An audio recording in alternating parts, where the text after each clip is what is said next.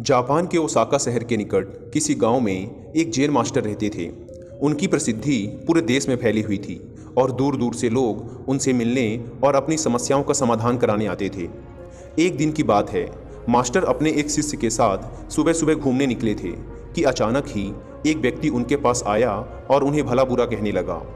उसने पहले मास्टर के लिए बहुत से अपशब्द कहे, पर बावजूद इसके मास्टर मुस्कुराते हुए चलते रहे। मास्टर को ऐसा करता देख वह व्यक्ति और भी अधिक गुस्सा हो गया और उनके पूर्वजों तक को अपमानित करने लगा, पर इसके बावजूद मास्टर मुस्कुराते हुए आगे बढ़ते रहे।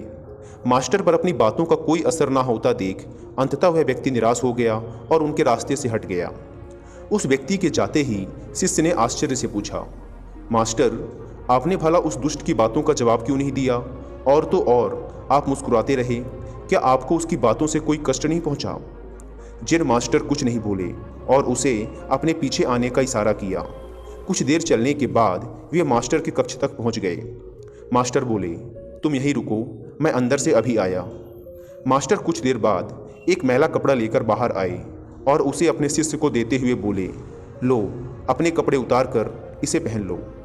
कपड़ों से अजीब सी बदबू आ रही थी और शिष्य ने उन्हें हाथ में लेते ही दूर फेंक दिया। मास्टर बोले, क्या हुआ? तुम इन मैले कपड़ों को नहीं ग्रहण कर सकते ना?